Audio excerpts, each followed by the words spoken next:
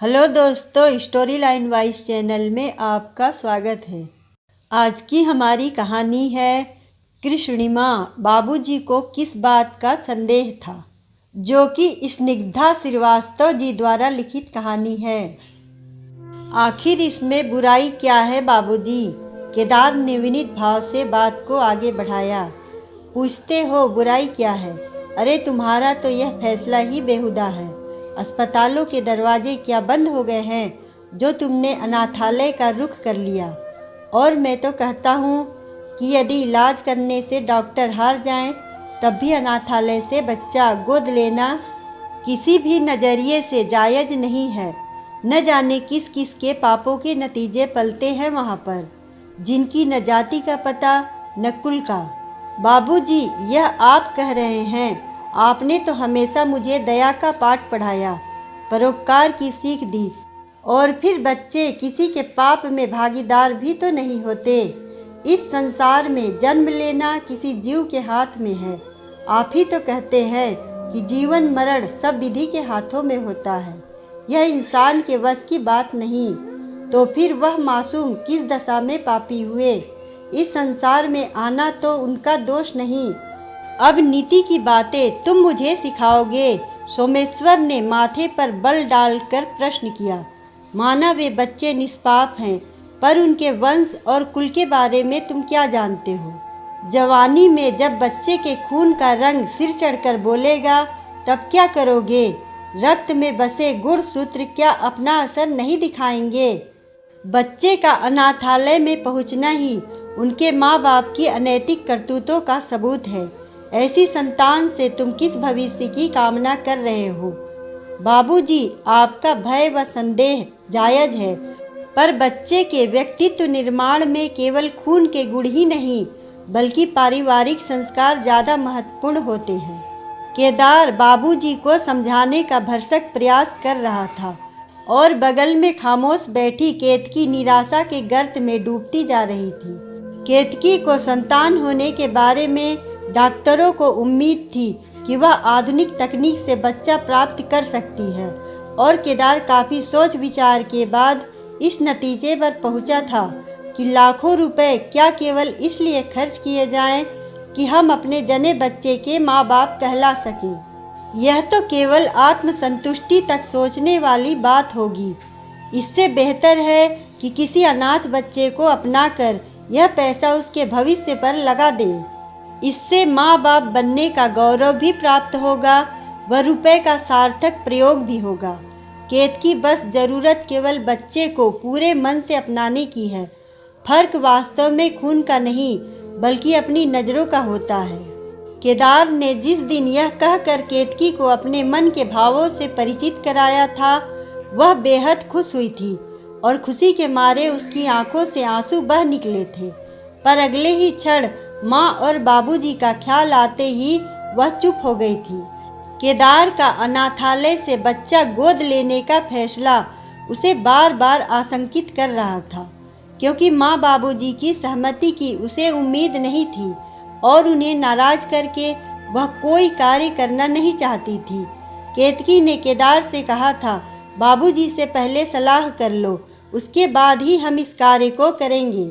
लेकिन केदार नहीं माना और कहने लगा, अभी तो अनाथालय की कई औपचारिकताएं पूरी करनी होंगी, अभी से बात क्यों छेड़ी जाए? उचित समय आने पर माँ बाबूजी को बता देंगे। केदार और केतकी ने आखिर अनाथालय जाकर बच्चे के लिए आवेदन पत्र भर दिया था। लगभग 2 माह के बाद आज केदार ने शाम को ऑफिस से लौटकर केतकी को यह खुशखबरी दी कि अनाथालय से बच्चे के मिलने की पूर्ण सहमति प्राप्त हो चुकी है। अब कभी भी जाकर हम अपना बच्चा अपने साथ घर ला सकते हैं। भाव विभोर केतकी की आंखें मारे खुशी के बार बार डबडबाती, और वह आंचल से उन्हें पोंछ लेती। उसे लगा कि लंबी प्रतीक्षा के बाद उसके ममतत्व की धारा में एक नन्ही जान की नौका प्रवाहित हुई है, जिसे तूफान के हर थपेड़े से बचाकर पार लगाएगी। उस नन्ही जान को अपने स्नेह और वात्सल्य की छांव में सहेजेगी, संवारेगी। केदार की धड़कनें भी तो यही कह रही हैं। कि इस सुकोमल कोमल को फूलने फलने से वह तनिक भी कमी नहीं आने देगा। आने वाली सुखद घड़ी की कल्पना में खोए केतकी व केदार ने सुनहरे सपनों के अनेक ताने बाने बुन लिए थे। आज बाबूजी के हाथ से एक तार खींचते ही सपनों का वह ताना बाना कितना उलझ गया। केतकी अनिश्चिंतता के भंवर में उलझी यही सोच रही थी कि माँ जी को मुझसे कितना स्नेह है। क्या यह नहीं समझ सकती मेरे हृदय की पीड़ा। आज बाबूजी की बातों पर माँ का इस तरह से चुप्पी साधे रहना केतकी के दिल को तीर की तरह बेध रहा था। केदार लगातार बाबूजी से जिरह कर रहा था। बाबूजी, क्या आप भूल गए जब मैं बचपन में निमोनिया होने से बहुत बीमार पड़ा था और मेरी जान पर बन आई थी। डॉक्टरों ने तुरंत खून चढ़ाने के लिए कहा था, पर मेरा खून न आपके खून से मेल खा रहा था न माँ से। ऐसे में मुझे बचाने के लिए आपको ब्लड बैंक से खून लेना पड़ा था। यह सब आपने ही तो मुझे बताया था। यदि आप तब भी अपनी इस जाति वंश की जिद पर अड़ जाते तो मुझे खो देते ना। शायद मेरे प्रति आपके पुत्रवत प्रेम ने आपको तब तर्क वितर्क का मौका ही नहीं दिया होगा। तभी तो आपने हर शर्त पर मुझे बचा लिया। केदार, जिरह करना और बात है और हकीकत की कठोर धरा पर कदम जमाकर चलना और बात। ज़्यादा दूर की बात नहीं, केवल 4 मकान पार की ही बात है, जिसे तुम भी जानते हो। त्रिवेदी साहब का क्या हस्र हुआ। बेटा लिया था न गोद, पाला पोसा बड़ा किया और 20 साल बाद बेटे को अपने असली माँ बाप पर प्यार उमड़ आया तो चला गया ना। बेचारा त्रिवेदी, वह तो कहीं का नहीं रहा। केदार बीच में ही बोल पड़ा, बाबूजी, हम सब यही तो गलती करते हैं। गोद ही लेना है तो उन्हें क्यों न लिया जाए, जिनके सिर पर माँ बाप का साया नहीं है। कुल वंश जात बिरादरी के चक्कर में हम इतने संकुचित हो जाते हैं कि अपने सीमित दायरे में ही सब कुछ पा लेना चाहते हैं। संसार में ऐसे बहुत कम त्यागी हैं जो कुछ देकर भूल जाएं। अक्सर लोग कुछ देने पर कुछ प्रतिदान पा लेने की अपेक्षाएं भी मन में पाल लेते हैं, फिर चाहे उपहार की बात हो या दान की। और फिर बच्चा तो बहुत बड़ी बात होती है। कोई किसी को अपना जाया बच्चा दे दे और भूल जाए, ऐसा संभव ही नहीं है। माना अनाथालय में पल रहे बच्चों के कुल व जात का हमें पता नहीं, पर सबसे पहले तो हम इंसान हैं ना बाबूजी।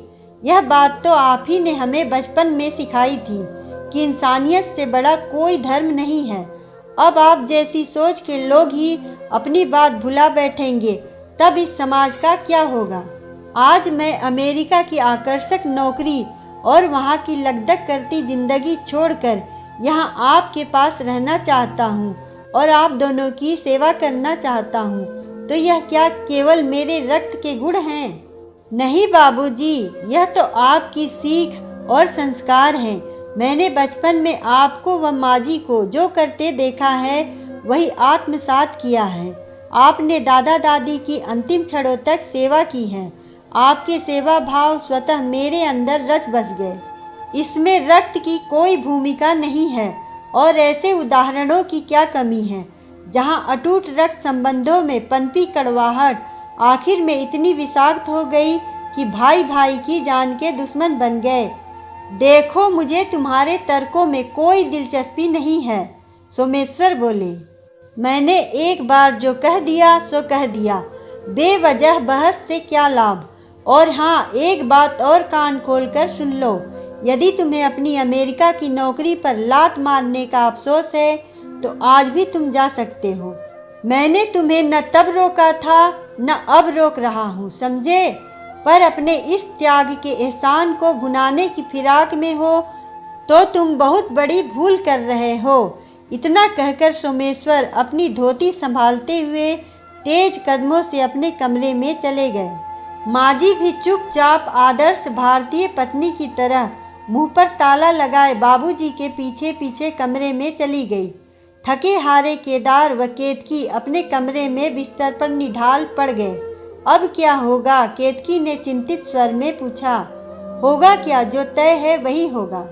सुबह हमें अपने बच्चे को लेने जाना है और मैं नहीं चाहता कि इस तरह दुखी और उदास मन से हम उसे लेने जाएं। अपने निश्चय पर अटल केदार ने कहा। पर माँ बाबूजी की इच्छा के खिलाफ हम बच्चे को घर लाएंगे तो क्या उनकी उपेक्षा बच्चे को प्रभावित नहीं करेगी? कल को जब वह बड़ा व समझदार होगा तब क्या घर का माहौल सामान्य रह पाएगा? अपने मन में उठ रही इन आशंकाओं को केतकी ने केदार के सामने रखा तो वह बोला, सुनो, हमें जो कल करना है फिलहाल तुम केवल उसके बारे में ही सोचो। सुबह केतकी की आंख जल्दी खुल गई और चाय बनाने के बाद ट्रे में रखकर माँ बाबूजी को देने के लिए बाहर लॉन में गई, मगर दोनों ही वहाँ रोज की तरह बैठे नहीं मिले। खाली कुर्सियाँ देख केतकी ने सोचा शायद कल रात की बहसबाजी के बाद माँ और बाबूजी आज सैर पर न गए हों, लेकिन उनका कमरा भी खाली था। हो सकता है आज लंबी सैर पर निकल गए हों, तभी देर हो गई। मन में यह सोचते हुए केतकी नहाने चली गई। घंटे भर में दोनों तैयार हो गए। अब तक माँ बाबूजी का पता नहीं था। केदार और केतकी दोनों चिंतित थे कि आखिर वे बिना बताए गए तो कहाँ गए। सहसा केतकी को माजी की बात याद आई। पिछले ही महीने मोहल्ले में एक बच्चे के जन्मदिन के समय अपनी हम उम्र महिलाओं के बीच माजी ने हंसी में ही सही पर कहा जरूर था कि जिस दिन हमारा इस सांसारिक जीवन से जी उचट जाएगा तो उसी दिन हम दोनों ही किसी छोटे शहर में चले जाएंगे और वहीं बुढ़ापा काट देंगे। सशंकित केतकी ने केदार को यह बात बताई तो वह बोला, नहीं नहीं केतकी, बाबूजी को मैं अच्छी तरह से जानता हूँ। वे मुझ पर क्रोधित हो सकते हैं पर इतने गैर जिम्मेदार कभी नहीं हो सकते कि बिना बताए कहीं चले जाएं। हो सकता है सैर पर कोई परिचित मिल गया हो तो बैठ गए होंगे कहीं। थोड़ी देर में आ जाएंगे, चलो हम चलते हैं। दोनों कार में बैठकर नन्हे मेहमान को लेने चल दिए। रास्ते भर केतकी का मन बच्चा और माँ बाबूजी के बीच में उलझा रहा, लेकिन केदार के चेहरे पर कोई तनाव नहीं था। उमंग और उत्साह से भरपूर केदार के होठों पर सीटी की गुनगुनाहट ही बता रही थी कि उसे अपने निर्णय पर जरा भी दुविधा नहीं है। केतकी का उतरा हुआ चेहरा देखकर वह बोला, यार क्या मुंह लटकाए बैठी हो, चलो मुस्कुराओ। तुम हंसोगी तभी तो तुम्हें देखकर हमारा नन्हा मेहमान भी हंसना सीखेगा। नन्ही जान को आंचल में छिपाए केतकी व केदार दोनों ही कार से उतरे। घर का मुख्य दरवाज़ा बंद था पर बाहर ताला न देख वे समझ गए कि माँ और बाबूजी घर के अंदर हैं। केदार ने ही दरवाजे की घंटी बजाई तो इसी के साथ केतकी की धड़कनें भी तेज हो गई थी। नन्ही जान को सीने से चिपटाए वह केदार को ढाल बनाकर उसके पीछे हो गई। दरवाज़ा खुला तो सामने माजी और बाबूजी खड़े थे। पूरा घर रंग बिरंगी पताकों, गुब्बारों तथा फूलों से सजा हुआ था। यह सब कुछ देखकर केदार और केतकी दोनों विस्मित रह गए। आओ बहू, अंदर आओ, रुक क्यों गई? कहते हुए माजी ने बड़े प्रेम से नन्हे मेहमान को तिलक लगाया। बाबूजी ने आगे बढ़कर बच्चे को गोद में लिया। अब तो दादा दादी का बुढ़ापा इस नन्हे सांवले सलोने बाल कृष्ण की बाल लीलाओं को देखकर सुकून से कटेगा, क्यों सौदामिनी? कहते हुए बाबूजी ने बच्चे के माथे पर वात्सल्य चिन्ह अंकित कर दिया। बाबूजी के मुख से बाल कृष्ण शब्द सुनते ही केदार और केतकी ने एक दूसरे को प्रश्न भरी नज़रों से देखा और अगले ही पल केतकी ने आगे बढ़कर कहा, लेकिन बाबूजी, यह बेटा नहीं बेटी है। तो क्या हुआ? कृष्ण न सही, कृष्णिमा ही सही। बच्चे तो प्रसाद की तरह हैं। फिर प्रसाद चाहे लड्डू के रूप में मिले चाहे पेड़े के, होगा तो मीठा ही ना। और इसी के साथ एक जोरदार ठहाका सोमेश्वर ने लगाया। केदार अब भी आश्चर्यचकित सा बाबूजी के इस बदलाव के बारे में सोच रहा था कि तभी वह बोले, क्यों बेटा, क्या सोच रहे हो? यही न कि कल राह का रोड़ा बने बाबूजी आज अचानक गाड़ी का पेट्रोल कैसे बन गए? हाँ बाबूजी, सोच तो मैं यही रहा हूँ, केदार ने हंसते हुए कहा। बेटा सच कहूँ तो आज मैंने बहुत बड़ी जीत हासिल की है। मुझे तुझ पर गर्व है। यदि आज तुम अपने निश्चय से हिल जाते तो मैं टूट जाता। मैं तुम्हारे फैसले की दृढ़ता को परखना चाहता था और ठोक पीट कर उसकी अटलता को निश्चित करना चाहता था, क्योंकि ऐसे फैसले लेने वाले को सामाजिक जीवन में कई अग्नि परीक्षाएं देनी पड़ती हैं। समाज में तो हर प्रकार के लोग होते हैं ना। यदि 4 लोग तुम्हारे कार्य को सराहेंगे तो 8 टांग खींचने वाले भी मिलेंगे। तुम्हारे फैसले की तनिक भी कमजोरी भविष्य में तुम्हें पछतावे के दलदल में पटक सकती थी, और तुम्हारे कदमों का डगमगाना केवल तुम्हारे लिए ही नहीं बल्कि आने वाली नन्ही जान के लिए भी नुकसानदेह साबित हो सकता था। बस केवल इसलिए मैं तुम्हें जांच कर रहा था। देखा केतकी, मैंने कहा था ना तुमसे कि बाबूजी ऐसे तो नहीं हैं। मेरा विश्वास गलत नहीं था, केदार ने कहा। बेटा तुम लोगों की खुशी में ही तो हमारी खुशी है। वह तो मैं तुम्हारे बाबूजी के कहने पर चुप्पी साधे बैठी रही। इन्हें परीक्षा जो लेनी थी तुम्हारी, मैं समझ सकती हूँ कि कल रात तुम लोगों ने किस तरह काटी होगी। इतना कहकर सौदामिनी ने पास बैठी केतकी को अपनी बाहों में भर लिया। वह तो ठीक है माँ जी, पर यह तो बताइए कि सुबह आप लोग कहाँ चले गए थे? मैं तो डर रही थी कि कहीं आप हरिद्वार। अरे पगली, हम दोनों तो कृष्णिमा के स्वागत की तैयारी करने गए थे। केतकी की बातों को बीच में काटते हुए सौदामिनी बोली। और अब तो हमारे चारों धाम यही हैं, कृष्णिमा के आसपास। सचमुच कृष्णिमा की किलकारियों में चारों धाम सिमट आए थे, जिसकी धुन में पूरा परिवार मगन हो गया था। अगर आपको कहानी अच्छी लगे तो वीडियो को लाइक करें, चैनल को सब्सक्राइब करें और कमेंट में बताएं कि आपको कहानी कैसी लगी। धन्यवाद।